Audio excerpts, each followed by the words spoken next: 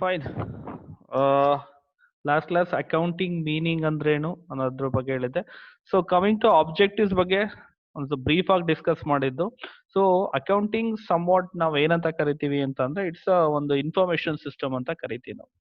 So information system ಅಂತ ಕರೆದಾಗ it's ಯಾರಿಗೆ ಇನ್ಫಾರ್ಮೇಶನ್ ಇದು, that is most important. So ಈ ಇನ್ಫಾರ್ಮೇಶನ್ ಯಾರಿಗೆ ಅದು ಪ್ರೊವೈಡ್ ಮಾಡುತ್ತೆ ಯೂಶಲಿ ಅಂದ್ರೆ there are two types. One is internal, another one is external users ಅಂತ ಇರ್ತಾರೆ.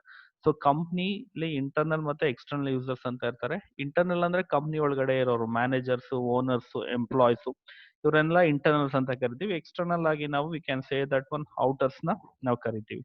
Okay, that's what actually. And major ಆಗಿ ನೆಸೆಸರಿ ಏನ್ ಇನ್ಫಾರ್ಮೇಶನ್ ಕೇಳ್ತಾರೆ ಇವರು, ನೆಸೆಸರಿ ಆಗಿ what is the information they required, ಯಾವ ಇನ್ಫಾರ್ಮೇಶನ್ ಅವ್ರಿಗೆ ಬೇಕಾಗಿರೋದು ಅಂತ ನಾವು ನೋಡಿದಾಗ ಮೇಜರ್ ಆಗಿ ಫೈನಲ್ ಅಕೌಂಟ್ಸ್ ಅಂದ್ರೆ we can save that one, that is profit and loss account ಮತ್ತೆ ಬ್ಯಾಲೆನ್ಸ್ ಶೀಟ್ ಅವ್ರಿಗೆ ಬೇಕಾಗಿರುತ್ತೆ. So in this view, so there are 4 main objectives. So 4 main objectives ನಾನು ಹೇಳ್ತೀನಿ. ಸೊ ಆ ಆಬ್ಜೆಕ್ಟಿವ್ಸ್ ಏನೇನ್ ಮಾಡುತ್ತೆ ಅಂತ will discuss over here. Okay, the first objective of accounting is maintenance of records of business transactions. So account business transaction ಅಲ್ಲಿ ಏನೇನಿದೆ accounts main records ನ ಅದನ್ನ ಮೇಂಟೈನ್ ಮಾಡೋದು ಅಕೌಂಟಿಂಗ್ ಮೊದಲನೇ objective. So that's what actually accounting is used for maintenance of systematic record. ಒಂದು word ನೋಡ್ಬೋದಲ್ಲಿ systematic record ಅಂತ. Systematic way, ಸುಮ್ನೆ ಹೆಂಗ್ ಬೇಕಂಗ್ ಬರ್ಕೊಳ್ಳೋದಲ್ಲ, ಅದನ್ನ ರೆಕಾರ್ಡ್ ಮಾಡೋಂಥದ್ದಲ್ಲ.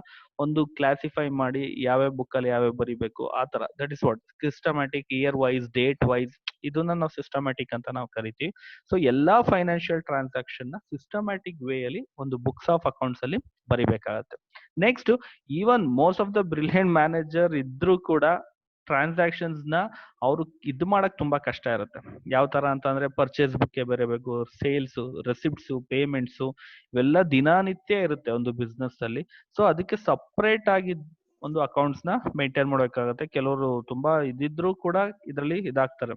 ಸೊ ಕಂಪ್ಲೀಟ್ ಆಗಿರ್ಬೇಕು ರೆಕಾರ್ಡ್ಸ್ ರೆಗ್ಯುಲರ್ ಆಗಿ. ಆಮೇಲೆ ಕಂಪ್ಲೀಟ್ ಆಗಿ ರೆಗ್ಯುಲರಿಟಿ ತುಂಬಾ ಇಂಪಾರ್ಟೆಂಟ್ ಅಕೌಂಟೆನ್ಸಿಲಿ. ಯಾಕೆ ಅಂತ ರೆಗ್ಯುಲಾರಿಟಿ ತುಂಬಾ ಇಂಪಾರ್ಟೆಂಟ್ ಅಕೌಂಟೆನ್ಸಿಲಿ ಅಂತ ಅಂದ್ರೆ ಒಂದಿನ ಬರ್ದ್ಬಿಟ್ಟು ಅಥವಾ ಒಂದಿನ ಬರೆಯೋದು ಆಗೋದಿಲ್ಲ. So regularity is most important in the accounting. Accounting ಅಲ್ಲಿ ರೆಗ್ಯುಲಾರಿಟಿ ತುಂಬಾ ಇಂಪಾರ್ಟೆಂಟ್ ಅಂತ ನಾವು ಹೇಳ್ತೀವಿ. ಅಂಡ್ ಯಾಕೆ ಅಕೌಂಟೆನ್ಸಿ ರೆಕಾರ್ಡ್ ಮಾಡಬೇಕು, ಬುಕ್ಕ ಬರೀಬೇಕು ಅಂದ್ರೆ ಇದೊಂದು ಎವಿಡೆನ್ಸ್ ತರ.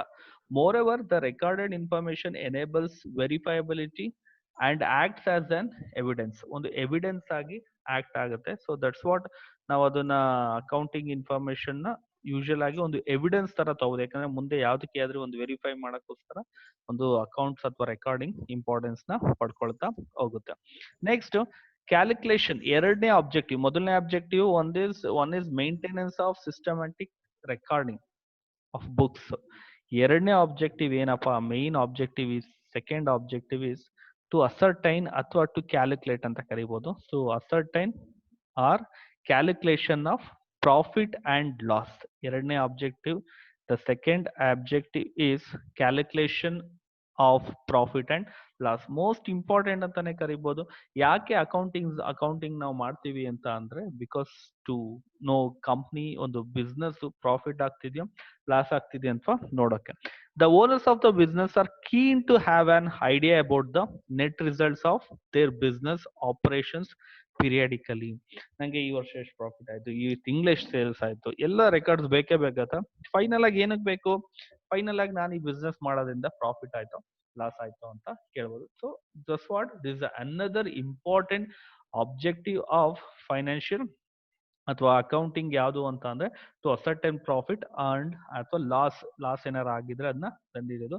ಸೊ ಇದರಿಂದ ಯಾವ ರೀತಿ ಇದನ್ನ ಕಂಡುಹಿಡಿತಾರೆ ಅಂತ ಅಂದ್ರೆ ಇನ್ಕಮ್ಸ್ ಅಂಡ್ ಎಕ್ಸ್ಪೆನ್ಸಸ್ ನ ರೆಕಾರ್ಡ್ ಮಾಡುವಂಥದ್ದು.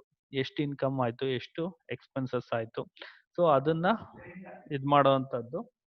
ಸೊ ಪ್ರಾಫಿಟ್ ಯಾವ ರೀತಿ ಕಂಡುಹಿಡಿಯೋದು ಅಂತಾರೆ, ಫಾರ್ ಎಕ್ಸಾಂಪಲ್ ಒಂದು ಇಫ್ ದ ಟೋಟಲ್ ರೆವಿನ್ಯೂ, ಒಂದು ಯಾವ್ದೋ ಒಂದು ಬಿಸ್ನೆಸ್ ಮಾಡಿರ್ತೀರಾ, 6 ಲಕ್ಷ ರೂಪಾಯಿ ಸೇಲ್ಸ್ ಆಗಿರುತ್ತೆ. Revenue is nothing but what sales revenue ಅಂತ ನಾವು ಕರಿತೀವಿ. ನನಗೆ ಟೋಟಲ್ ಆಗಿ ಎಕ್ಸ್ಪೆನ್ಸಸ್ ಇಸ್ 5,40,000 ಆಗುತ್ತೆ. So what is the profit? Profit obviously ಎಷ್ಟಾಗುತ್ತೆ, 60,000. ನನಗೆ ರೆವಿನ್ಯೂ ಅಂತ ಸೇಲ್ಸ್ ಇಂದ ಆಗಿದ್ದು 6 ಲ್ಯಾಕ್, ನನಗೆ ಅದಕ್ಕೆ ಖರ್ಚಾಗಿದ್ದೆಷ್ಟು 5,40,000, ರಿಮೈನಿಂಗ್ ಎಷ್ಟು 60,000 ನಾನು ಏನಂತ ಬರೀಬಹುದು ಪ್ರಾಫಿಟ್ ಅಂತ ನಾವು ಕರಿಬಹುದು. ಸೊ ದಿಸ್ ಇಸ್ ದ ಈ ತರ ಕ್ಯಾಲ್ಕುಲೇಟ್ ಮಾಡಬೇಕು ಅಂತ ಅಂದ್ರೆ accounting is very essential. So ಎಕ್ಸ್ಪೆನ್ಸಸ್ನೆಲ್ಲ ಕ್ಲೀನ್ ಆಗಿ ಯಾವ್ದು ಅಂತ ಇದು ಮಾಡುವಂತದ್ದು. Next third objective. So another most important depiction of financial position. So ಬರೀ ಪ್ರಾಫಿಟ್ ಹೆಂಗೆ ಕಂಡಿಡ್ಕೊಂಡ್ರೆ ಆಗೋದಿಲ್ಲ, ಕಂಪ್ನಿ ಫೈನಾನ್ಷಿಯಲ್ ಪೊಸಿಷನ್ ಹೇಗಿದೆ ಅನ್ನೋದನ್ನ ತಿಳ್ಕೊಬೇಕು. ಫೈನಾನ್ಷಿಯಲ್ ಪೊಸಿಷನ್ ಅಂದಷ್ಟು ನಮಗ್ ತಲೆಗೆ ಬರೋದು ಏನು ಅಂತ ಅಂದ್ರೆ